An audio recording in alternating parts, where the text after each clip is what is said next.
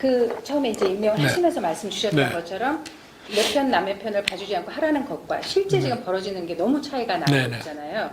그때 문재인 대통령은 왜 윤 후보님을 임명을 하셨다고 생각하세요? 저는 원래 아무리 센 권력자라 해도 그 자기 편이 돼가지고 뭘 해달라는 요구는 저는 받아들일 수 없는 사람이라는 것을 문 대통령께서 더 잘할 거라고 저는 생각하고요. 제가 뭐 그럴 것 같았으면은 뭐 국정원 그 사건 같은 것도 그거 뭐 조금 이렇게 원만하게 했으면은 제가 뭐 지방도 안 다니고 그야말로 보직을 골라다니면서 갈 수 있지만 그렇게 안 했었거든요. 그걸 자기들이 다 받고 그래서 그런 생각은 아마 안 했을 것 같고요. 제가 중앙지검장 할 때 이 전 정권에 대한 수사하는 거를 보고 또 상당 부분은 자기들과 끝까지 같이 갈 수 있는 그런 사람으로 생각을 했던 모양이에요. 근데 저는 이 정부가 집권 3년 차 이상 이제 이후가 돼가지고 많은 문제가 드러날 거라는 건 뭐 경험적으로 당연히 아는 거고 전직 대통령들 보면 자기 재임 중에 임기 한 중반 넘어가면은 아들 측근 뭐 해가지고 다 처리가 되는 거를 다 받아들였고 그 수사하는 검사들한테 보복을 하는 식의 그건 사실은 사법관에 대한 이 보복이라고 하는 거는요 그야말로 폭력으로 칼 찌르는 거나 인사권자가 보복 인사로 해서 날리거나 막 징계를 하는 거나 차이가 없는 거예요. 어떤 거는 외견상 합법으로 보이고 어떤 거는 처음부터 명백히 불법이지만 사실은 다른 게 없는 겁니다. 사법관이 공정하게 일을 한 걸 가지고 보복을 할 정도가 되면 그건 완전히 막장을 말하는 겁니다. 어느 정권도 그런 적이 없었습니다. 제가 그런 거를 보고 이거는 아니다. 왜냐하면 이거 하나 보면 다 알 수 있거든요. 그리고 일반 행정부처에 있는 공무원들도 검찰총장이 검찰 고위 간부들이 이 정권의 비리를 수사했다고 해서 저렇게 당하는 거를 보면요. 일반 공무원들은 군기가 바짝 듭니다. 그래서 소신이라는 게 다 없어져 버립니다. 그러니까 모든 공무원 조직이라는 게 전부 정치 권력자의 하수인으로 바로 들어가게 되는 겁니다. 그러니까 그런 식의 정치를 해온 사람들이기 때문에 다른 거는 볼 것도 없습니다. 그러면은 처음에 이제 문재인 대통령께서 검찰총장 임명을 하셨잖아요. 네네. 그때 검찰총장으로서 문재인 대통령께서는 어떤 일을 하라고 말씀을 주셨고 어떤 각오를 가지셨던가요? 저는 문재인 대통령을 뭐 제가 오래 전부터 뭐 개인적으로는 모르지만 검사로서 그냥 이렇게 지켜봤을 때 참 그 정직한 분이다 이런 생각을 저는 해왔었어요. 아주 오래 전부터.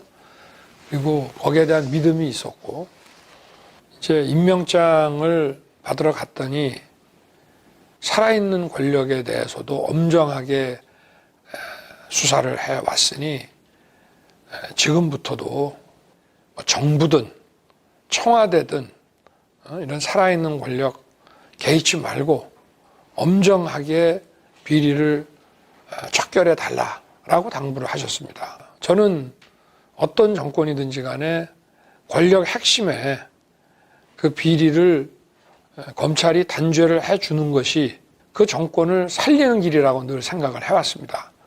그래서 민주국가에서 정치 권력 입장에서도 자기들이 뭔가를 잘못했을 때는 별도의 그 사법기구로부터 자기들이 처벌받을 건 받아야 국민들로부터 지지를 받는 거기 때문에 그 말씀에 저는 아주 충분히 공감을 했고 그 말씀을 액면 그대로 이제 받고 했는데 참 이게 세월이 지나면서 문재인 대통령을 또 둘러싸고 있는 또 거대한 또 집단이 있고 정말 그 내로남불의 전형을 봤습니다. 어떤 뭐 명분이고 헌법이고 뭐 상식이고 이런 거 없이 무조건 정말 그 어떤 조직같이 자기들의 이익에 절대 복종하는 그런 사람들끼리 운영해 나가는 그런 정권이구나. 그래서 민주주의라고 하는 것이 뭐 어려울 게 없습니다. 어떤 보편적인 모두가 그 공감하는 그 원칙에 따라서 그 질서가 그 만들어져 나가는 것을 말하는 것인데, 이거는 입으로만 민주주의고, 이거는 그야말로 위장된 민주주의구나. 그리고 조국 사태 때 봤지만 소위 핵심 지지층들에 의한 그런 여론 조작, 그리고 어떤 거짓 선전 선동, 이런 거로 국민들을 기만해서 권력을 또 유지하고 또 선거를 치르고 하는 아주 부도덕하고 정말 퇴출되어야 할 집단들이구나 하는 것을 깨달았습니다. 그래서 이런 것이 연장돼서는 정말 이 국민의 고통을 막을 수가 없고 더 이상 국민을 보호할 수가 없구나, 그런 생각 때문에 또 국민들께서 열렬히 전면에 나서라고 또 요구를 하시니까 최선을 다해서 한번 해보자. 또 많은 분들이 도와주겠지. 그래서 시작을 하게 된 것입니다. 네. 그 조국 사건 있었잖아요. 네네. 그때 어떤 압박을 받으신 적이 있나요? 그러니까 압박을, 이게 이제 검찰총장이나 검사장이 좀 물른 사람이면 이렇게 하라고 그럽니다. 그건 더 수사하지 마라. 이건 여기서 덮어라. 그런 식으로 오는 경우가 이제 있을 텐데, 뭐 그런 게 안 통할 것 같은 사람들한테는 그 도저히 받아들일 수 없는 그런 제도를 막 이제 만들어 나가려고 하고, 인사를 해가지고 그 사람 주변에 있는 사람을 막 쫙 날리고, 그래서 손발을 이렇게 잘라가거나 그런 식으로 이제 하고. 근데 조국 사태 때는 참 어이없는 일들이죠. 뭐냐면은 대검하고 서울지검 앞에 뭐 수만 명, 뭐 얼마나 되는 인원인지 모르겠는데, 하여튼 소위 말하는 특정 그 민주당과 연계된 사람들을 다 모아가지고 거의 뭐 검찰을 상대로 협박을 했습니다. 근데 이거는 자유민주주의 사회에서 있을 수 없는 일이거든요. 어떤 정권도 이런 적이 없었습니다. 그러니까 완전히 무법천지죠. 과거 같으면은 다 사법 처리될 일들입니다. 근데 정말 이 정권이 든든하게 뒷배가 돼줘서 그런지 쥐들 마음대로 해요. 그러니까 그냥 모든 게 다 무너진 겁니다. 내 편이면 다 오케이고, 이번에도 보십시오. 저 공수처가 언론인 뭐 정치인 해서 지금 드러난 것만 각각 수십 명씩 이 통신 사찰을 했지 않습니까? 이거는 과거 같으면은 뭐 공수처장이 물러날 정도가 아니고 이건 뭐 보통 일이 아니었습니다. 자기들이 야당일 때는 더 했고요. 그런데 뭐 아주 천연덕스럽지 않습니까? 공수처가 도대체 얼마나 강한 기관이길래 저렇게 마음대로 합니까? 저 정권이 뒷받침이 돼주고 뒤에서 하라고 그러거나 잘했다 하지 않으면 할 수 없는 짓들입니다. 저 보십시오. 제가 검찰총장을 하고 있는데 자기들 마음에 들지 않는 수사를 했다고 인사를 막 학살 인사를 해버리고 검찰청 앞에 수만 명씩 와서 저렇게 폭력성 시위를 하고 말이에요. 그 배후에 이런 강력한 권력이 없으면은 못하는 겁니다. 이게. 또 후반부로 가시면서 이제 계속 인사부터 시작해서 네. 굉장히 많은 압박이 있었는데 안 두려우셨어요? 저는 이상하게 그런 게 없어요.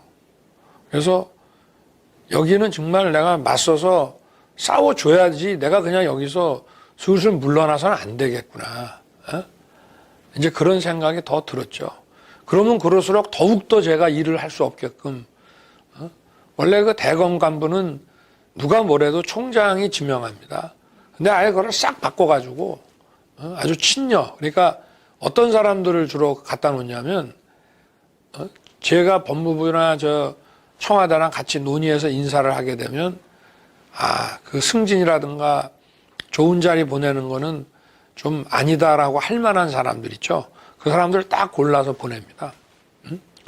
그러면 이제 저한테 좀 반감도 있을 수 있고, 또 자기들이 별을 달았기 때문에 또 이 정권에 대한 고마움도 있고, 그래갖고 이제 그런 사람들을 보낸 다음에 그 중에서도 또 한 6개월을 보고 좀 총장의 그 일을 아주 악랄하게 방해하지 않는 애들은 또 다시 바꿔요. 그런 사람 또 바꿔서 또 내쫓고 또 다시 집어넣고. 그러니까 이 회의를 하면은 그 내용이 바로 법무부 청와대로 다 보고가 됩니다. 그래서 터놓고 하는 회의를 못하고 제가 뭐 이를테면 국정감사 준비 같은 것도 그냥 안 했습니다. 뭐 자료 같은 거는 원래 놓고 아주 늦게까지 토론도 하고 해야 되는데 어떤 문제에 대해서 제가 어떤 스탠스로 답변을 할지를 같이 논의를 하면 그게 바로 민주당으로 다 넘어가서 다음날 그렇게 나올까 봐 6시에 퇴근했습니다. 그랬더니 작년 국정감사 때 자기들은 밤 12시까지 했는데 우리 총장님은 일찍 퇴근하셨다 하대요. 라면서 비아냥거리는 여당 의원들이 있더라고요. 그래서 제가 그 말은 안 했습니다만은 그 준비를 하면 그 내용이 다 새나갈 것이 거의 확실시되는 그런 상황으로 저는 봤기 때문에 그런 걸 할 수가 없었어요. 그러다가 이제 징계 청구가 이루어진 겁니다. 네. 처음에 네. 그 문재인 대통령이 네. 이제 집권을 시작을 할 때 제일 네. 크게 사회적으로 말씀하셨던 것 중에 하나가 적폐 세력 척결이거든요. 그래서 검찰 적폐를 척결하겠다. 이것도 네. 하나의 아젠다였단 네. 말이에요. 근데 후보님께서 이제 검찰총장 생활을 하시고 이번 정권을 겪으시면서 문재인 정권이 말하는 적폐란 무엇이고 또 총장으로서 실제로 경험한 적폐는 또 어떤 것인지 말씀해 주세요. 적폐라는 얘기가 이제 좀 원래 적폐라는 게 어떤 개별 비리나 범죄 그거 하나가 문제가 아니고 국민들에게 계속 불편을 끼치고 고통을 주고 아주 구조화된 부패 그런 것을 적폐라고 하거든요. 그래서 어떤 그 구조적 부패와 비리를 걷어내는 것이 중요하다. 그게 원래 검찰에서도 특수부의 업무라고 합니다. 개별 범죄는 형사부에서 하지만 아주 구조화된 부패 이거를 걷어내는 일은 이제 특별수사부에서 하는 건데 어느 정권이나 다 구조화된 것들이 있어요. 이게 오랜 세월 동안 관행화되고 이게 구조화되다 보니까 그게 부패인지도 잘 비리인지도 잘 인식을 못해. 그게 불법인지도 잘 인식을 못해. 그러나 그게 사회적으로 어떤 그 불법적인 기득권 카르텔을 만들고 이익을 갖다가 독점을 하고 국민들에게 고통을 주고 하는 것들을 걷어내서 이 사회가 발전하는데 걸림돌이 안 되게 만들지 않은 거라 그 뜻은 나쁜 뜻이 아닌데 문제는 남의 정부 거든 자기 정부 거든 똑같이 해이죠. 그리고 대통령은 자기 정부의 비리라 하더라도 그거를 제대로 걷어내서 처리할 수 있는 그 시스템을 관리할 책임은 있습니다. 대통령은 범죄와 부정부패로부터 국민을 보호해야 될 그런 책임이 있습니다. 그래서 그런 시스템을 관리해야 돼요. 좋은 사람, 유능한 사람을 그 조직의 관리자와 운영자로 임명을 하고 또 그것이 문제가 생길 때 그거를 적발해낼 수 있는 점검할 수 있는 시스템도 갖추고 이래야 될 책임이 있는 겁니다. 사법은 대통령 거 아니라고 그래서 그냥 넘겨놓으면 끝이 아니에요. 왜 외국 가면 판사 검사가 선출직인 경우도 많이 있잖아요. 선출직이 임명함으로써 국민의 의사가 반영이 되는 것이고 그럴 책임이 대통령한테 있습니다. 그런데 검찰이 사법부가 공수처가 이렇게 망가졌다고 하는 것은 전적으로 대통령 책임이죠. 원래 후보님은 공수처 설치에 찬성을 하셨어요? 반대를 하셨어요? 저는 반대를 안 했습니다. 이게 꼭 필요하다고는 생각 안 했지만 우리나라의 제가 인사청문회 때도 한 얘기가 대한민국의 국가 사정의 역량이 훼손되지 않고 더 늘어난다면 난 찬성이다 이랬어요. 근데 제가 적극 찬성은 안 한 이유는요. 전문성 문제입니다. 실력의 문제입니다. 이 사법 업무라는 형사사법이라고 하는 게 국민의 그 인권이라든가 여러 가지 다양한 이익들과 충돌하는 게 많아요. 구조적인 범죄와 강자의 그 비리에 대해서 수사한다는 거는요. 인체를 절단해서 수술을 하는 거랑 비슷합니다. 그래서 그 수술이라는 게 하다가 자칫 잘못해서 뭘 하나라도 잘못 건드리면 그건 낫게 하는 게 아니라 완전히 사람 망치는 거거든요. 이 범죄 수사라든지 이 재판이라고 하는 거는 그걸 진행해 나가는 사람의 그 실력이 엄청 중요합니다. 이 공수처라는 게 저렇게 별동 조직으로 해서 소속도 뭐 거의 대통령 소속처럼 돼 있고 우리가 이제 상설특검 이런 것도 저게 법무부 장관의 휘하에 있지 않으면은 이게 이제 국민주권주의와 이런 헌법 통치구조 시스템 관련해가지고 저게 이제 소위 소속이 없는 위성 그런 게 있어서 결국은 대통령의 수하 조직이 될 수밖에 없다. 이래가지고 저 시스템적으로 문제가 있다고 이제 보고 있는 건데 저 조직에 그렇게 엘리트들이 가려고 안 합니다. 삼류, 사류들이 가가지고 대통령 권력의 영향하에 놓이게 됐을 때 벌어질 수 있는 일이라고 하는 거는 정말 끔찍합니다. 지금 뭐 공수처 하는 거 보세요.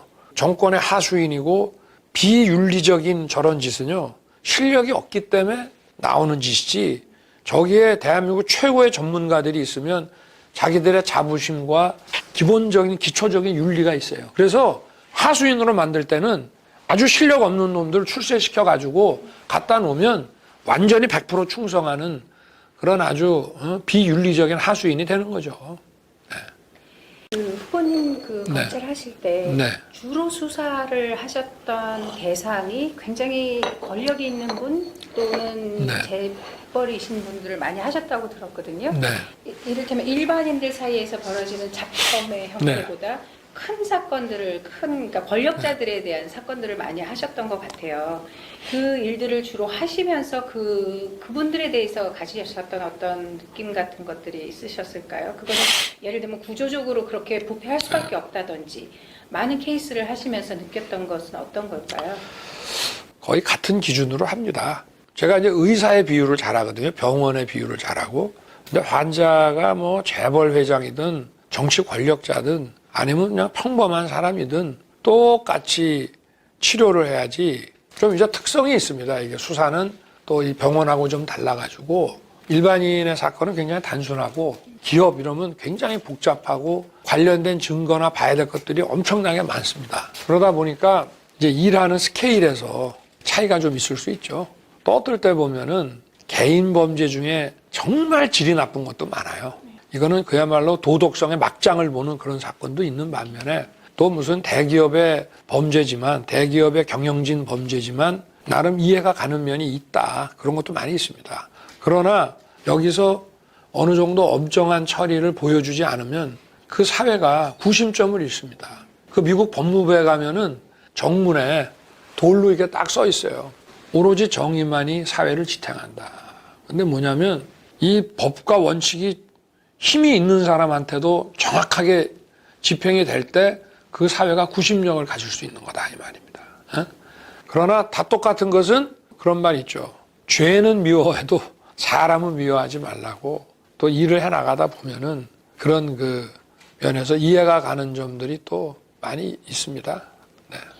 후보님 사람에게 충성하지 않는다라는 말씀하셨는데 네. 그것의 뜻이 어떤 건가요? 그게요. 2013년 그 국정원 사건 때 국감에서 그냥 툭 나온 얘기긴 한데 충성은 그냥 국가에 하는 거고 사람한테는 호불호가 있고 존경하냐 안 하냐가 있는 거지 무슨 뭐 충성이 어디 있냐. 그래서 저희들이 하는 사건들이 대검 중수부나 뭐 서울지검 특수부 이런 데서 수사하는 사건들이 위에서 관심도 많고 센 사람들이 쳐다보고 앉아 있는데 자칫 마음을 좀 잘못 먹으면은 이 공정성에서 살짝 어긋날 수가 있어요. 그럼 그 결과에서는 큰 차이가 납니다. 제가 늘 하는 얘기가 인사권자 눈치 보지 마라. 너는 변명할 여지가 있지만 그 결과에 있어서는 검찰의 신뢰라든지 국가 전체의 신뢰라든지 이런 게 무너지면 사회적으로 그건 엄청난 손실이다. 소위 말하는 사회적 자본이 무너지는 거거든요. 그 어떤 신뢰 인프라라고 하는 말이 있잖아요. 그 자체가 붕괴되는 거기 때문에 정신 똑바로 차려라. 그런 얘기를 계속 평소에 후배들하고 많이 했고 또 제가 이런 얘기를 많이 했어요. 너희들 덕분에 옷 좀 한번 벗어보자. 후배들이 열심히 일해가지고 그야말로 정말 이 권력이 원하지 않는 그런 데까지 막 비리가 드러나고 하면은 결국 그거 책임지고 하다 보면 저도 옷을 벗을 수 있는 상황이 생길 수 있잖아요. 근데 독려하는 거죠. 정말 일 열심히 좀 하라고.